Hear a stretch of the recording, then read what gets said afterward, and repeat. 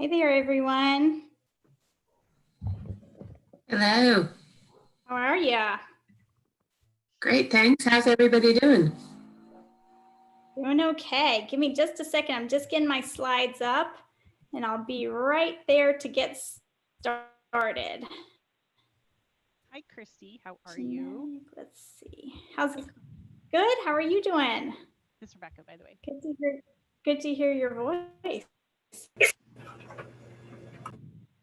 We'll do introductions here. Just give me 2 seconds. My slides are open, and as I click in, sorry, I thought I had them open, but I didn't. All right, let's see. Let me see if I can share screen here and pop them up. Here we go, share screen. And there's our genetic ambassadors. Can everybody see that? I'll make it big. Is that good? Thumbs up? You guys can see that? All righty. So welcome everyone. I think we're right at the 1 minute over. We'll go ahead and get started because it looks like we have quite a few people on the call today, and we can do some introductions here. So welcome to the October 2020 call for Genetic Ambassadors for Mountain States. And I am Christy Weiss. Whoops, slides aren't advancing there. I'm Christy Weiss. I'm the projects manager for Mountain States Regional Genetics Network. We are so glad you all are here today. And I was gonna start off with some introductions, if that's okay. I think these calls are so important to connect with each other. I think that's one of my favorite parts of these calls is getting to know everyone in our region that is individual or family member impacted by genetic conditions. So I have an introduction question because you guys know how I love icebreakers. So since it's in that fall season and we're getting ready to go into November, I thought we could share what we're most grateful for, and maybe it'll brighten our days because I know these COVID days are getting long and dreary, at least here in Pennsylvania. So do you guys want to start off with telling us your name, group you represent, or if you just represent yourself and the state you live in, and then answering our question, what you are grateful for? I think I'll call on you guys if that's okay, because we've got quite a few people on here. So I think it looks like who's up here at the top. Let me look at my list. It looks like Allison. Is that Allison? Do you want to go first? Whoops. Yes, Christy and everyone. Okay. Okay, I am Allison Bones. I represent Team for Travis. The letters in team stand for Together Ending Asplenia Mortality, because Travis was my 4-year-old son who had undiagnosed asplenia, and it proved to be a fatal condition for him. So he developed a fever on a Friday night. By Saturday, he died. And so I'm most grateful for the opportunity to continue presenting his story to the world, sharing his story, and working to help other families not lose their child the same way I lost Travis. So I'm very happy to be part of Mountain States. Thank you. Thanks for sharing, Allison. And every time you tell that story, my heart breaks again. And so thank you for sharing, but thank you for the great work that you're doing in the advocacy that you're doing for that condition, for sure. Thank you. And next I have on my list, Heather. Heather, do you want to go? Heather Schachtel? Sure. Hi, everyone. I'm Heather Schachtel. I'm part of the Colorado group. I run a nonprofit here called Miracles for Mito. We are committed to helping families here in all along the Rocky Mountain region who are impacted by mitochondrial disease. Some of you may be familiar, but those mitochondrial disease can represent over 260 genetic deviations. So while there's not one specific gene, working with Mountain States has helped us to kind of elevate our cause and just bring more attention to what it means to have a genetic condition, and in my interest, a mitochondrial disease. So what am I most grateful for? You know what? It is sunny today in Colorado. I am employed. I have food in my belly. It's all of those things right now. I feel with everything going on, just makes me grateful. That's it. Great. Thanks for being here, Thank you. Heather. Next, I have Susan. Susan, do you want to go? I'm Susan Owens, and I pretty much represent people who have odd combinations of genetics that end up creating a perfect storm. And so a lot of them are genetically undiagnosed, and that is my passion because that's what I have in my family. And I do research, which has me, I have a group that has 34,000 people on it, and they all have kind of similar stories. And anyway, I am grateful that I've had a lot of people in my life that have taught me about gratitude, because I wouldn't have known that that was such a big deal. But I've had a lot of people who have really proven to me that it makes the world go round, that, you know, if you have gratitude in your heart, you can handle about anything. Thanks for sharing, Susan. Oh, and I Glad you're live here in today. Texas. I live in Texas. Sorry, I didn't say that. Yep, there you go. That's okay. Thank you. And how about Brittany? Brittany, are you on? Yes, can you hear You're me? on mute, Brittany. We can't. Oh, there you are. Yep, we can hear you now. Go ahead. Sorry, I kept you on mute because my kids are really, really loud in the background. So, my name is Brittany Park, and and I am a mother to a child with a metabolic condition. It's called homocystinuria cobalamin G.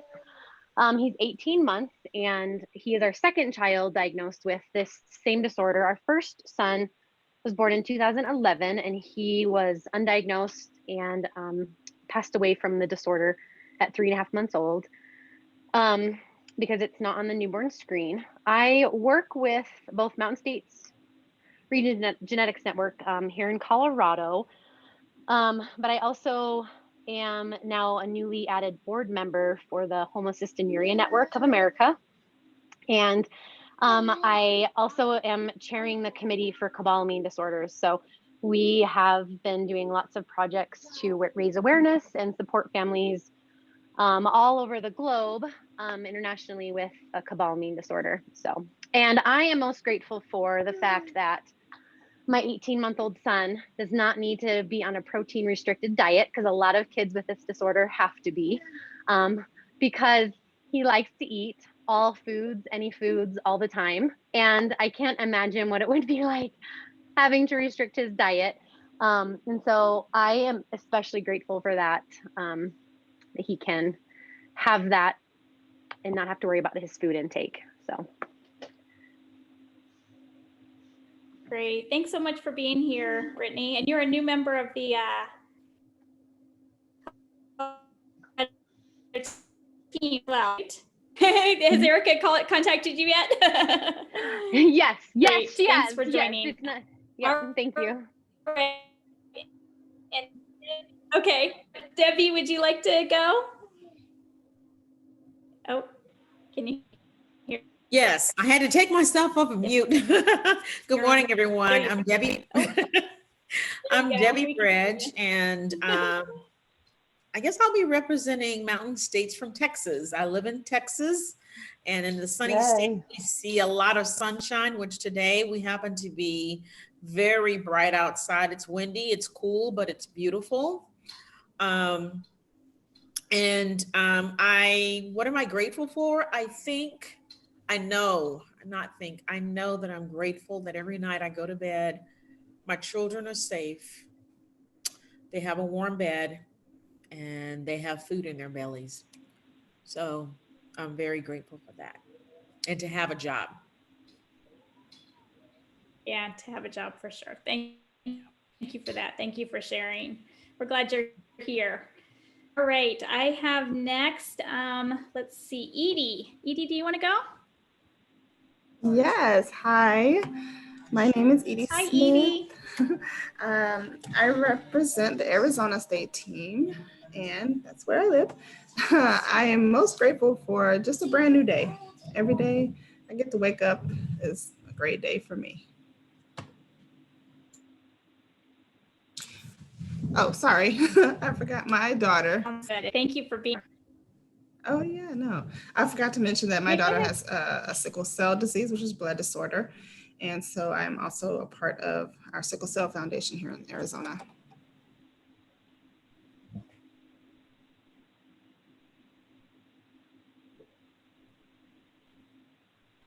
Can you hear us? Did I lose you, Edie? Oh, there she is. Thank you so much, Edie. All right, and next I have Elvira. Elvira, did you want to introduce yourself?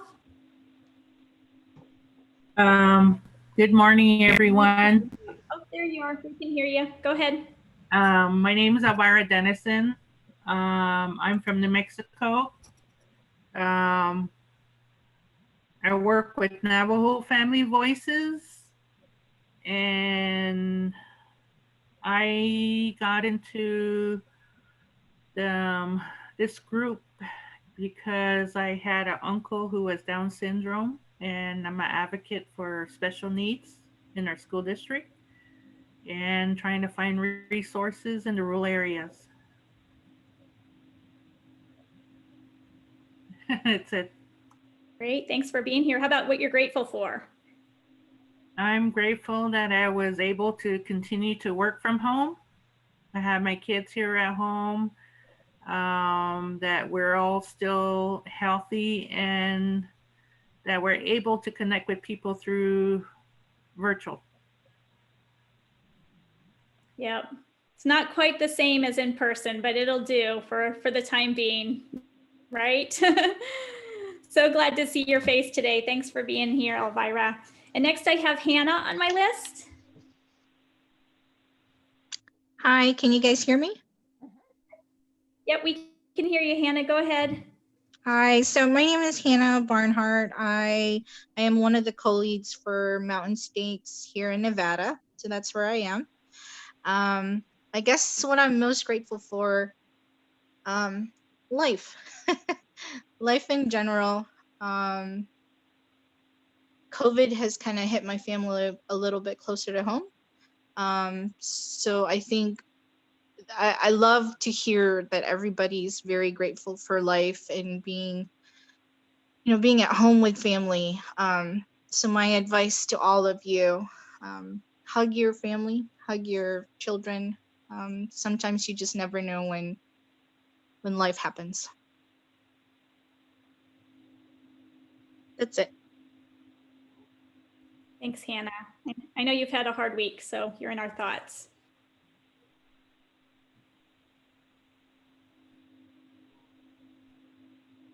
Oh, did you want to say cut out a second? No problem. All right, next I have Jen Bana. Hi, I'm Jen Biana. I am a mom to a child with a neurodevelopmental disability that's a genetic difference. I'm also the center coordinator for the Family to Family Health Information Center in Montana.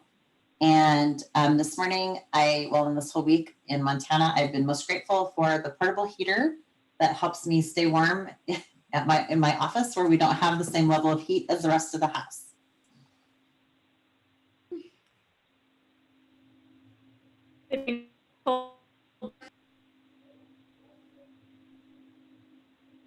Oops. You guys hear me? Yeah. Okay, I'm gonna go on to Michaela. I think you just joined, Michaela. Sorry, I was a few minutes late. We were voting. No worries. Good job. Thanks. My name is Michaela Allison, and I'm originally from Wyoming, but I've been in Colorado since 2005. My daughter Lily is 9.5, and when she was 6, she was diagnosed with Ehlers-Danlos syndrome, hypermobility type. And I run a low-profit organization called Someone Like You. We connect individuals with health conditions directly to each other. previously via email, and as soon as we get through COVID, providing scholarships and funding for people to have the means to meet in person. Through a partnership with Children's Hospital Colorado. I also am on the Family Advisory Council at Children's Hospital Colorado, and I've done that for about 3.5 years, and serve as a board member for Colorado Rare, which is our nonprofit here in Colorado that serves as a united voice for all those with rare diseases. I am most grateful for my family and for our kids and for our health. Thank from here. And next I have Bart's on the list. Jennifer, did you want to introduce yourself? Hey everybody. I'm Jen Bartz. Welcome to our call. There you are. Yeah, thanks for having me. I just started joining the New Mexico team. My son James died about 2 years ago now. He was 4 years old. He had Down syndrome, and we were about to see the geneticist because actually he was seeing the Denver team, and they were sure he had some other genetic disorders, but we didn't quite get into genetics in time. So anyway, out of all of that and how we had a difficult time getting services for our son in New Mexico, I just started a new nonprofit a year ago called Heroes Path Palliative Care. And we're trying to get better services for children in New Mexico through a home-based palliative care program. So again, thanks so much for having me. Oh, and I'm grateful for my family. We're all getting along and that's pretty great. Great, thanks for being here. Your first genetic invite, maybe? Welcome. Next I have Melissa Fox. Melissa, hi, can you hear me? Yourself? Yep, can you hear me? Okay, good. I've never been able to get my headphones to work before, so yay, I'm grateful for that today. Congratulations. I am in Austin, Texas. I'm actually in the office today all by myself, so that's kind of nice. I don't have to worry about wearing my mask while I'm sitting at my desk. I work for Texas Parent to Parent. We are a statewide nonprofit. We help families connect with each other, other parents who've been through the same situation, their kiddo has a similar diagnosis. Any age, any disability, like I said, the whole state of Texas, although we're based here in Austin. I am mom to Matthew, who will be 29 next month and has Down syndrome. And then my older son too, we've never been through any kind of genetic testing or anything, but he has a learning disability and anxiety and some dietary issues. Thanks. And you're thankful for your headset working today. You would not believe, because I forgot my personal laptop at home. That's the one I usually do Zoom calls on, because when I try and do it on my work laptop, you can't hear me. So yes, I'm very grateful for my headphones. Today, though, I can hear you loud and clear, so yay. All right, next I've got on the list, Rebecca Richards. You want to introduce yourself? Rebecca, can you hear us? Yep, I just unmuted myself, sorry. There you go. We can hear you. Go ahead. So I'm Rebecca Richards, and I am from Montana. And I am with the Montana Empowerment Center, which is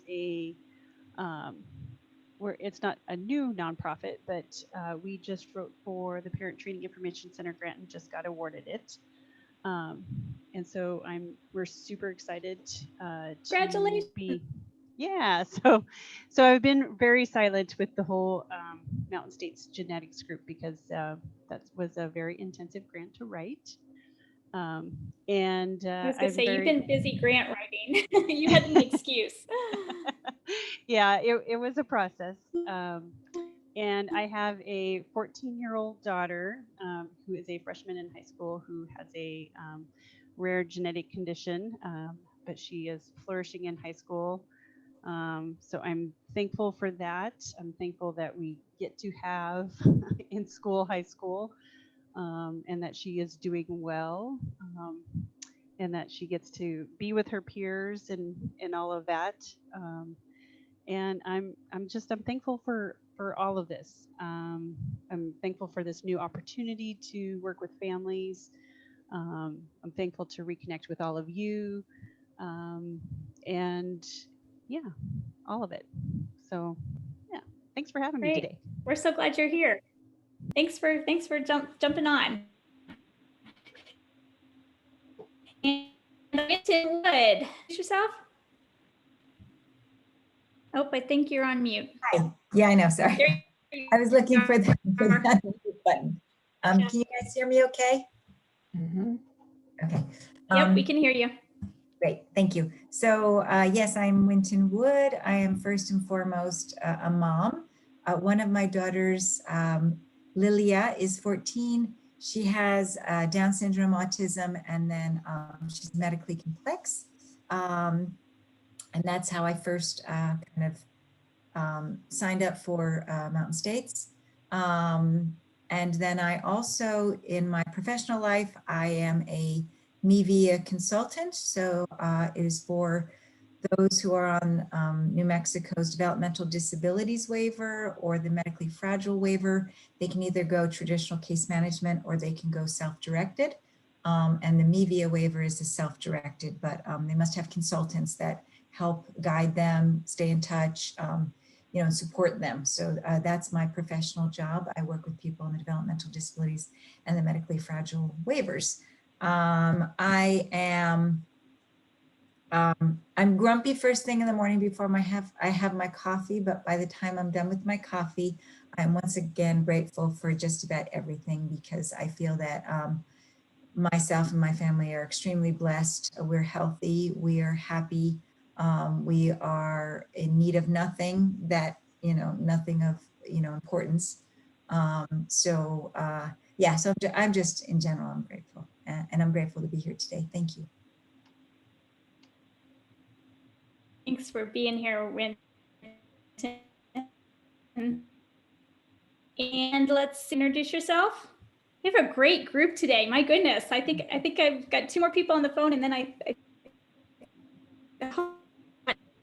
but go ahead. You're on mute if you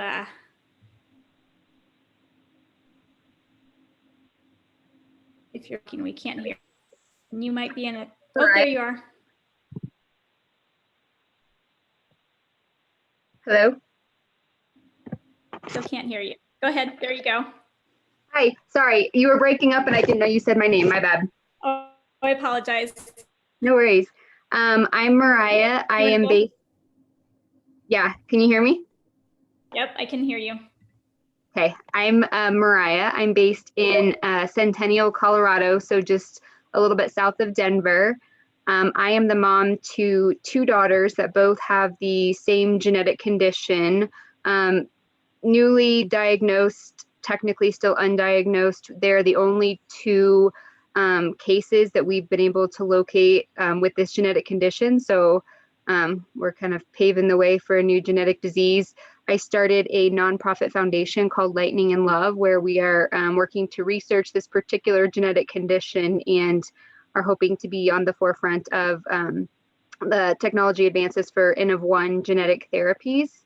I also sit on the Colorado Developmental Disability Council, and I'm excited to be here with all of you guys. I live and breathe genetics lately with my girls. Thankful for, we actually just got home from a follow-up appointment. We are 6 weeks out from my daughter's double hip surgery, and everything is healing well, and she doesn't need her little abductor pillow anymore. And so that's what I'm thankful for, that she's progressing and healing.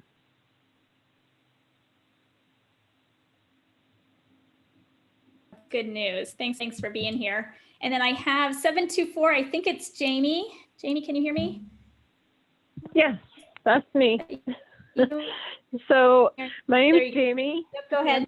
And I'm from I live in Colorado now for the past 3 years, and I'm on the Colorado Mountain States team. I'm also a PT and neuromovement practitioner and have 2 children, one that's 14 and one that is almost 12 with the same genetic condition, TELO2, or Yu-Hoover-Fong syndrome. And there's about 30 in the world. There's about 8 of them when they were diagnosed about 2 years ago. So there's been a huge uptick in cases found with it. And I guess if you consider 8 to 30, a huge uptick. And I'm grateful that we're all still healthy in my household and that my son is gaining a lot of independence from doing school at home, being able to utilize the computer for online learning and log in and navigate all the different online platforms, and for how good my kids are doing relative to the rest of the kids with their condition, and all the great kids I get to work with. So, awesome. Thanks for being here, Jamie. Good to hear your voice. And glad you're here. And I have someone calling in 3, I'm guessing it's hello. Who else is on the phone today? Hey, Christy, this is Lori. I didn't hear the phone number you referenced, but I'm calling from my work phone. Hi, how are you today? Yep, that's you. It's you. Go ahead. Okay, great. Go ahead and introduce yourself, Lori. If you Okay, will do. My name's Lori Wise. I'm in Colorado also. My daughter, 8-year-old granddaughter, and myself are all affected by Fabry disease. I'm part of Mountain States and also the Colorado Newborn Screening Panel. And as I've heard already, it is a beautiful day here in Denver, and I'm grateful for all of my family and our good health. Great. Thanks for being here, Lori. I think I got everyone, but if I've missed anyone at all, please introduce yourself. Did I get everyone? All right. I think I got everyone.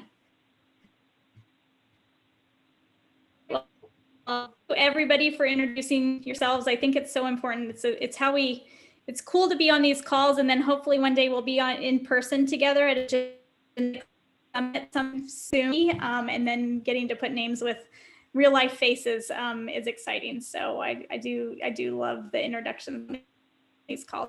So thank you for doing that. I'll introduce myself. I am Christy Weiss. As I said, I'm the projects manager for Mountain States. I came to Mountain States about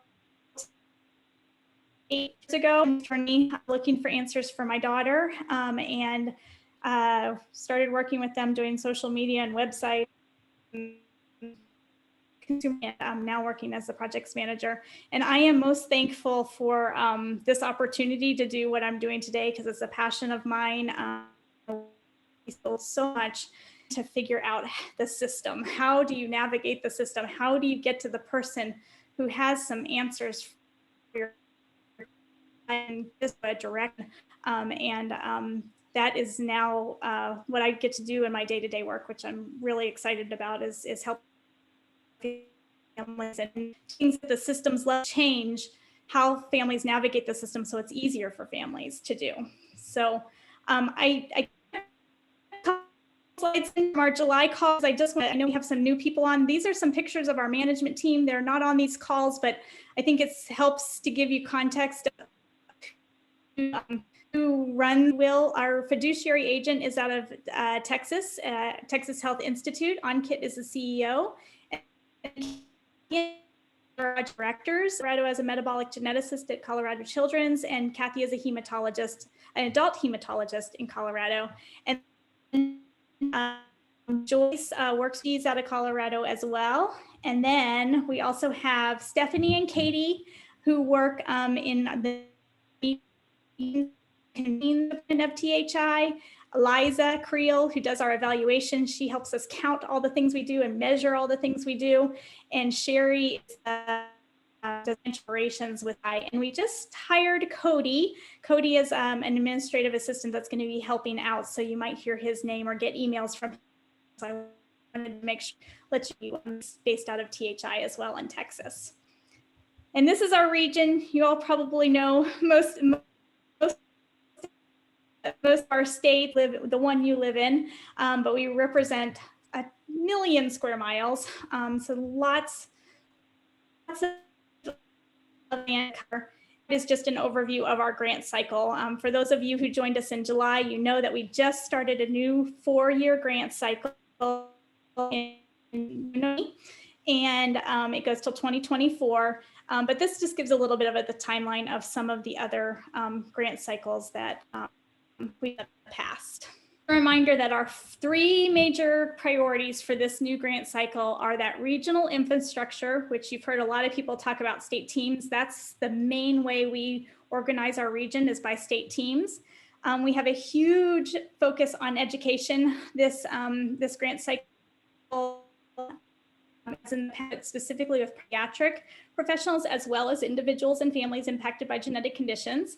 That includes you all, and then a huge focus on telegenetics, which, as most of you know, telegenetics has had a huge change in landscape because of the pandemic, and kind of forcing to do more telegenetics, which I hope is the silver lining of the awfulness of the pandemic, that maybe this will open up some services and access to care for families who may have to drive 6 or 7 hours to see a geneticist. Maybe they can be able to get care easier or follow-ups easier through telegenetics.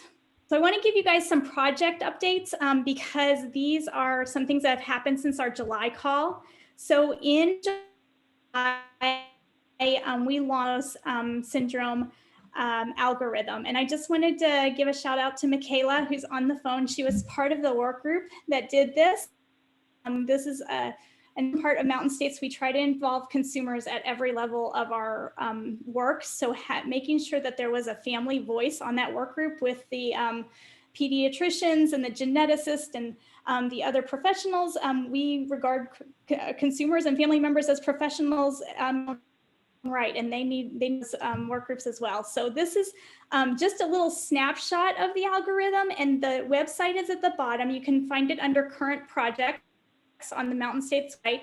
But if you're not familiar with what Ehlers-Danlos is, one of the, certain types of Ehlers-Danlos, one of the symptoms can be hypermobile joints. And it's a very common referred category to genetics in our region, meaning that our geneticists see a lot of referrals from pediatricians for hypermobile joints. They don't know if it's Ehlers-Danlos, they don't know if it's another genetic syndrome, they just don't know, so they make a referral. So the purpose of this algorithm was to try to help pediatricians better make referrals for those who really need to see genetics, because as Michaela will share with you, I'm sure, and as this algorithm shares, Ehlers-Danlos can affect lots of body systems. So it's not just geneticists that need to be involved. There might be cardiologists that need to be involved. There might be gastroenterologists. There might be urologists. And this algorithm helps guide a pediatrician through the initial workup for a family. So I'm sharing this with you all today. You're like, this is for pediatricians, Christy. Why are you telling us? And the reason being is because you guys can be amazing distributors of this information. You can get it into the hands of professionals that know and trust you in your own communities. So it's free to access and is available on our website. And I'm really excited to let you guys know that the Colorado Virtual Education Series is doing a webinar on November 10th for pediatricians about this. Families can join as well. That's on the front page of our website. If you look in the news section, you'll see the register. You can click on that to register, but they'll be highlighting the Ehlers-Danlos algorithm during that. So if anybody has any questions about this, give me a shout, send me a chat, and I'm happy to get you more details. Christy, the other exciting, go ahead. I just have to tell you that my niece's cardiologist in Tampa received this information last week, and he was really he'd actually been doing some speaking engagements on EDS and was stoked to receive this document. That is awesome. Thank you. Thank you for sharing that. And thank you, Michaela, for your work on it as well. We really appreciate it. Then this month is our 40 Clinic Initiative. I talked about this a little bit in our July call. It's definitely built out, I guess, and developed since July. The 40 Clinic Initiative, called Time for Genetics, is an attempt to connect with primary care and pediatric clinics throughout our region to get these tools like the Ehlers-Danlos, the ES algorithm, another algorithm called the developmental delay algorithm, and other tools that Mountain States has built into the hands of the people who are seeing families day-to-day at the primary care level. And so our hope is over the next 4 years to touch and engage and empower and educate primary care. That equals 5 in each of our 8 states. And we're going to start off this grant cycle with 1 per state. In our state, helping us identify those. However, I want to tell you guys about it, because if you're not on a state team and you have an amazing pediatrician, or you have a pediatrician that you think, or primary care family doctor who would just be open and receptive to learning a little bit more about primary care, what they can do with genetics in the primary care, with referrals and suggestions, because we can pass those on to the state team and they can include them in the clinics that they're considering for this first round. So we just came out with a video due to time, because our introductions went a little bit over. I'm not going to show the video, but the link is right here, and I'm happy to email that out. All the state team members received it last week, but if anyone on the call would like to watch that video, it's a video that can be handed to a pediatric clinic or a primary care clinic who might be interested. It's about a 5-minute video, and it explains kind of what the program is about.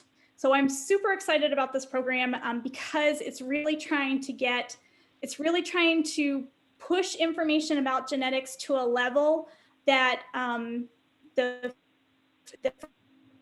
symptoms and signs are reported to these folks, right? I think many of us know in our journeys, we probably talk to our pediatrician about some type of concern. And so it's really important to equip them and give them some tools to be able to make those referrals and get that information in their hands. And I saw a chat, oops, I saw a chat pop up, but I can't, oops. I stopped sharing. Oh, Lourdes, thanks Lourdes, welcome. All right, let me go back to here real quick. So the last but not least, some question, a genetics pop-up, maybe you've done a genetics pop-up in the past years, and people have been asking when can I do a pop-up. So our genetics pop-up program used to be an in-person gathering in your local community to share genetics information. However, due to COVID, we are going to be taking those virtual this year. Which is exciting. And I know Jamie's on here as well. And she had one last year, and we had to take it virtual because it was during COVID, and she had an amazing turnout. So I'm confident that maybe these might turn out more successfully than maybe even in-person pop-ups. I don't know, because they are virtual, and everybody's kind of gotten, last year when you talked about Zoom in last February, people were like, oh, I'd rather get together at Panera Bread and drink some coffee. And not that I would still not like to do that, but people have gotten used to this virtual reality that we're in. And so maybe these will take off. So we're going to have 8 funded spots where the applications are coming out in early December. But if you have any interest in doing this, I would begin brainstorming now. We have a lot of support that we can offer you, even a Zoom account to do these. And we have electronic resources already built out from some of the pop-ups that we took virtual last year. But begin brainstorming now. I just want to kind of put a bug in your ear and to be looking for an application coming out in December. And I will send it out to the genetic ambassador list, as well as it will be in our newsletter. All right, that brings us to the red flag survey. On the last call, we had talked about a possible project for the genetic ambassador group to take on. And I know Hannah and I have had some offline conversations. She was really interested in helping out with this project. And so she and I worked together to draft a survey.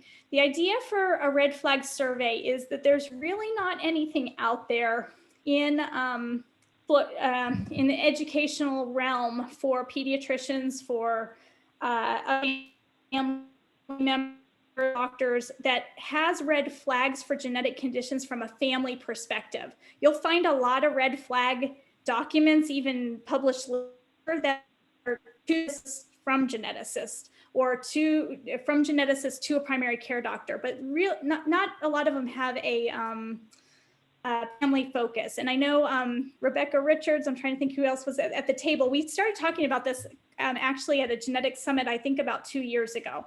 So we drafted this, and I'm going to stop sharing so I can switch over here to the website.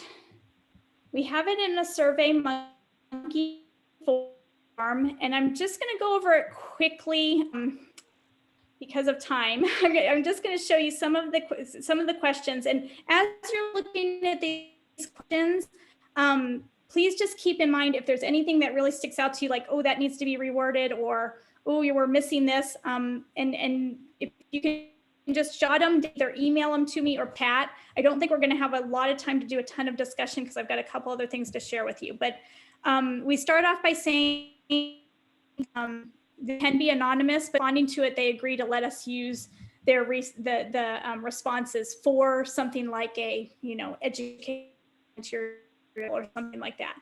This second question is, during the journey for yourself or a loved one, what were the top 5 red flags? And then parentheses used other words because maybe people flags, indicators, symptoms, warning signs, or medical and developmental concerns that you or a loved one seek care or speak to a medical provider. So that gives you 5 spots there. And then which of the 5 flags in question was the most concern for you as a parent? So you're taking, asking for 5, and then you're saying, okay, what was the top 1?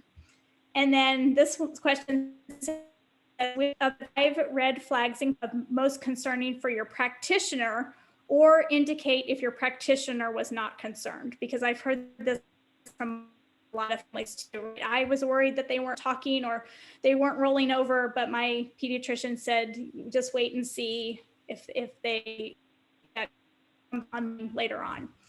Number 5, at what age was the first time your loved one experienced the red flag you described in question? Just get an idea if it's in that early childhood phase, maybe if it developed as an adult or an adolescent. And then how long ago did this occur? Please indicate either years. And then we also put a state question in there just to get some distribution to see if this is, people around, and so to see if this was occurring in states in our region, or is this outside of our region? And then what was the ultimate diagnosis that you one received? And we diagnosed and still testing if there are individuals that fall into those categories, and then a diagnosis. Again, remember, this is not a question, so families are not required to answer this if they do not choose to. And then how long did it take to receive the diagnosis from first symptoms to diagnosis? Please indicate, again, months and or years. And then who made the diagnosis? Was it the primary care geneticist, or was it another specialty? And then did you go to Children's Hospital or university for your diagnosis? And then this zip code question is really so we can link it back to where answers coming from. Are they coming from, again, within our region or outside of our region? And this last question is completely optional, but if you would like to be contacted in more detail and participate in educational materials to share this, you can put your name and address and email information there. So that's what Hannah and I got down on paper with some input from our management team. And if anybody has some quick comment on that, I would love to hear them. Do you think it's too long? Do you think families would take this? Do you think this is valuable information to gather? Anybody have any thoughts? Christy, this is Brittany. Can you hear me? Yep, we can hear you. Go ahead. I think this survey is fantastic, and I think it'll give you a lot of information. The one thing I thought about adding is whether or not a child was misdiagnosed with something else before their final diagnosis. So I know for my first son, they kept saying, oh, he has acid reflux, he has acid reflux. And I've heard that from so many cobalamin families that they were diagnosed with acid reflux when they were really having seizures, and it was the issues with that. So that was just a thought. Yes, thank you for, that's a great addition. Do you type in the chat just so I can capture that? Are you at a place where you can do that? Yep, I will throw that in the chat really quick. Thank you. Christy, this is Jen. And I'm just, anyone else haven't? Yeah, go ahead. Go ahead, Jen. And I'm just thinking that we might want to, if they've got more than one child, we might want to address that in some way. So if you have had more than one child you've gone through this testing with, we want to make sure they're answering those questions specific to that child. And then maybe if they have another child, they might want to fill out another survey if they had a different experience, just so that parents don't mix it up. That's a great comment. To not interweave the data that we might want to ask families or put a header on there, like please fill out one of these per family or per child, sorry, so that it's keeping the data as a set. Does that make sense? Maybe. Yeah, that's what I'm thinking, because some of our families have one child who's undiagnosed that they're still working with, one that they've maybe been through, just so we can capture all that information.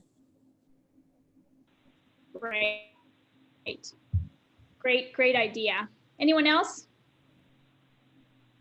So the next question I have, and I'm going to ask everybody to pop it in the chat box if you can, is ideas for distribution. Because the question right now, we started off saying, well, it could just be a genetic ambassador survey, that we have about 120 genetic ambassadors on our distribution list for Mountain States. Not all are on the calls, but they're on our distribution list.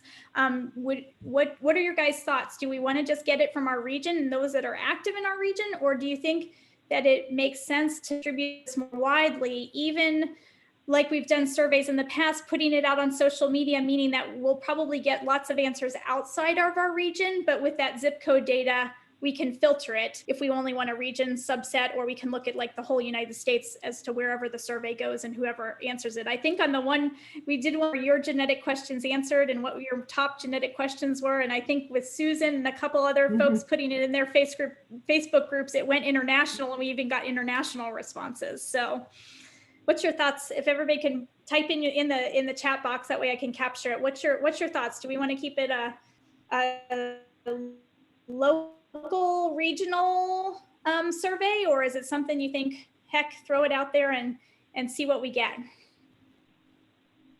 Do you have any thoughts on that?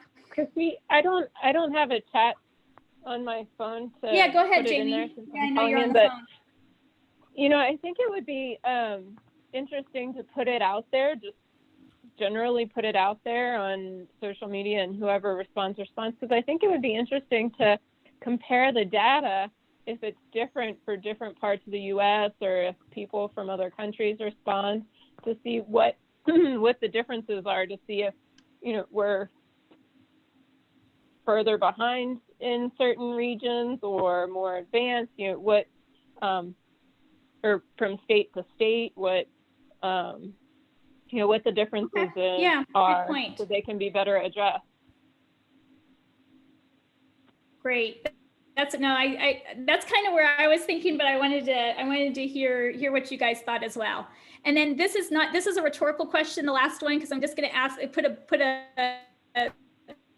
plan in your head right now with seeing the questions as a quick preview, and thinking about some of the answers that maybe you or your friends or other parents might respond to. What could the final product, an educational, whether it be a one pager, whether it be whatever that might look like, what could the final product look like? And I know this is kind of hard to know what it would look like because we haven't even gotten any data, but just to throw out there and start to think and contemplate what we might be able to do with this data once we get some of it back. So I'm gonna switch over here from red flags, and I apologize for going fast, but we have 10 minutes left, and I have a couple other things I want to I want to share with you all. So if you have any ideas on the final product, if it comes to you and you want to capture those ideas, throw it in the chat or send me an email, or I'm happy to talk offline about that. So this is a slide that I had shared last time about some of the red flags that we hear over and over and over again within Mountain States. So the idea was to try to capture some of these in a methodical format. And then this last slide, I have a couple things that I want to throw out there to everyone that are some things that are coming up and some things we might need some volunteers for. So Mountain States is one of 7 regional genetics networks. So we have 8 states in our region. Every state in the United States belongs to a regional genetics network. So if you have a friend that's on the East Coast or in the Southeast in Florida or in California, we can connect them with their regional genetics network. There's a group that oversees all the regional genetics networks called National Coordinating Center. And there's also a group that's funded at the national level called the National Genetics Education and Family Center. And that grant is out of Genetic Alliance. They are forming a family advisory council as part of their new grant, where we all are bid together, meaning that our grant cycles all line up with one another. So when we write our grant, they were all writing their grants. We were all awarded at the same time. So they're at the beginning of their new grant cycle as well. So they're forming a family advisory council. It's at the national level. And they're looking to have the regional genetics networks identify one family member per state to serve on that council. If this is something that you might be interested in, please email me and let me know. They're not quite to the part of putting it together yet. They're working on a scope of work and time commitment. So I should have that in the next couple of weeks to share with anyone that's interested. But I wanted to just throw it out there and see if it was something that you might be interested in. So just let me know. You don't have to let me know right now, but just if this is something that sounds interesting, please send me an email or put it in the chat. And then there's I don't know if many of you know what the AUCD is. It stands for Association of University Centers on Disability. And they are having a virtual conference December 7th through 9th. And I just got an email the other day saying that they have scholarships available. They have them for family members, they have them for disability conditions, and they have them for young leaders. They have a couple different categories, and they just extended their deadline till November 2nd. So because I was preparing for this today, I wanted to let you guys know about that. That's the URL where you can find it really easy. Just go to their website and then click on scholarships down on the left side. But if that's of interest to anyone, there are scholarships still available.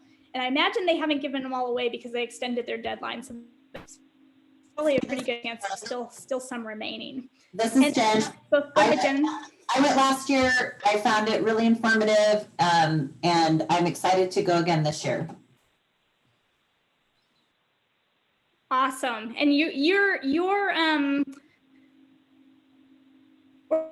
organization is at a USED, which rolls up to the Association of University Centers, right? Is that correct? Yes. Yep. I'm at a University Center for Excellence in Developmental Disabilities, which is in every state and is a part of the Association of University Centers on Disabilities.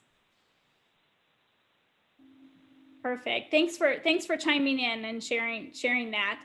And then we have a virtual up for all of Mountain States. All of our state teams, our genetic ambassadors, our co-leads, and it's January 2020. It's 28th, and I put 2020 and I 21. My mistake. It's this coming January, not last January.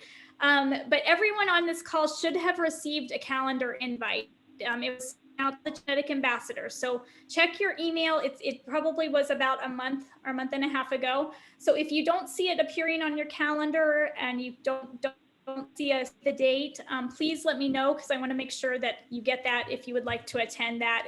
It's going to be, we have some fun stuff planned because it'll be a Zoom meeting. Our next genetic ambassador meeting we're going to hold in April, because we should be meeting quarterly, and we would be meeting in January. And since we're all coming together on that January call, we're gonna use that as our time together for January. So just mark your calendar for April will be our next genetic ambassador meeting. But in the meantime, I'd like to communicate with the group via email so we can maybe move the survey along if that sounds okay to everyone on the call, that if we maybe can add a couple of the questions and suggestions and finalize it and then share that widely, everybody can help distribute it. Does anybody have any questions or thoughts? We've got about 5 minutes left. Sorry, I didn't mean to rush through all that. Now we've got some time for questions and more feedback on the surveys or whatever anybody wants to talk about.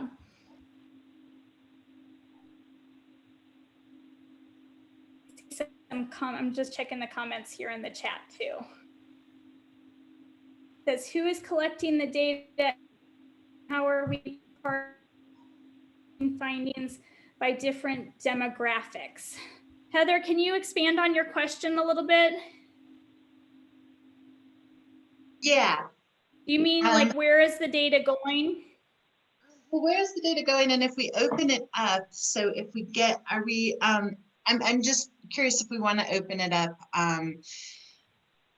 Just who's tracking all of this? Christy, are you compiling all of the responses? Are we doing different metrics for people who are outside of this region? If you respond and you're in New York, just wondering how we're going to look at those differences. Yeah, so it's in a survey monkey format right now. The way I just showed you on the screen, that format. And the way we did it with the Your Genetics questions answered when we did circulate that widely, that zip code identifier allows you to sort on that and then parse out states, regions, right? When you respond with a zip code, you can know where they are, so you can know where the response is coming from in a still anonymous way. If the person would like to remain anonymous, does that make sense? Like you're not collecting IP addresses and tracking those back necessarily. So anyway, so that's coming. It would be all dumped into a Excel spreadsheet. Is how SurveyMonkey allows you to export the data. And so we would be able to parse and sort and do things on that field, if that makes sense. Yeah, I think it's great if we open it up. I just wanted to make sure we could track, what the difference is if we're making it national or even worldwide. Yeah. The other one was the unintentional consequence of putting it out on social media. We didn't market it to international. It just went there, right? Because there's no boundaries on social media. So, all right. Anybody else have any thoughts? I can go back and share that. And again, I know I went through those questions really fast, so I will share the survey screen and go back up here and scroll. Does anybody have any comments on length? Do you think that it's all one page, since with the last one being optional? Does anyone feel like it's too bulky for a family to answer? No, this is Winton. No, I don't. 5-minute exercise, but what are your thoughts? Okay. Winton, can you hear me, Christy? Yeah, I can. So for me, I filled out so many of these kind of forms over the years, and this one is great. The majority of ones I filled out are much, much, much longer. So I think that this length is good. It is inviting and it's not too cumbersome.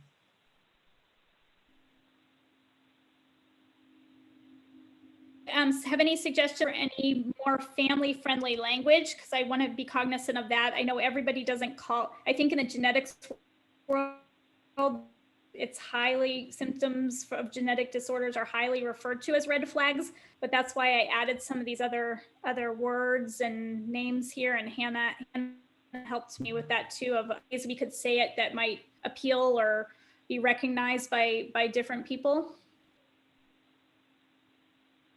Anybody have any thoughts on that? I like the clarification, I do. Okay. Like that you put in parentheses. And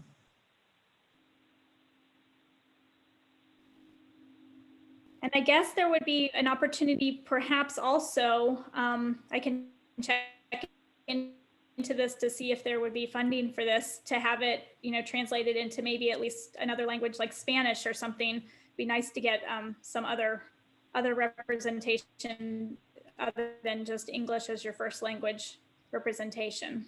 What are you guys' thoughts on that? Christy, this is Winton again. Lourdes just commented on that. Go ahead, Winton. Oh, sorry. Okay. I think that's really excellent, because I think that non-English speaking families are the ones that may have the most difficulties and may, I think that that would be extremely valuable to have this translated into different languages so that we can get a true feedback for all families instead of just the English speaking ones that may be able to navigate better in an English, speak with have the budget, etc. doctors. Does that make sense? Yeah, I just don't know if I have the budget for if it's for many languages, but do we have like a top 3 or 4 that maybe we would? Yeah.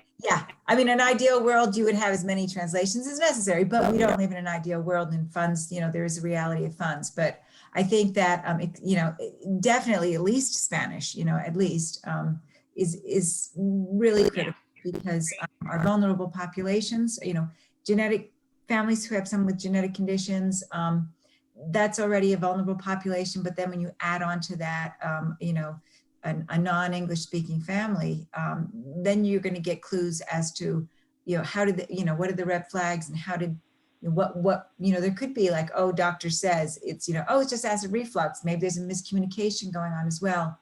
So I think that'd be really important. Yeah. Great. Well, thank you guys all so much for your feedback. I'm going to leave you with one slide here. I shared this last month. This is the website, Genetic Ambassador Facebook group. That I wanted to make sure everybody was added to the newsletter. This is the picture of the last newsletter. If that didn't come to your email box, let me know. And I want to just leave you with, as we end, I shared this last time, but I feel like it's becoming more and more true for all of us. The wilderness holds answers to questions we have not yet learned to ask. And I wordsmithed a little bit and said the genetics wilderness holds answers to questions we have not yet learned to ask. And I just appreciate you all so much, because I think everybody on the call is our question askers, and help us identify questions we haven't learned to ask yet. So thank you guys so much for being here today and taking part in our quarterly genetic ambassador call. And I will stick on the line if anybody else has any questions, but I'm going to stop the recording. And if you have to jump off and get to another meeting, I totally understand, but I'll stick around if anybody has any burning questions. Thanks for joining, everybody, and have a great week. Thank you. You too. Happy Thanksgiving, everybody. Thanks. Bye. Bye-bye.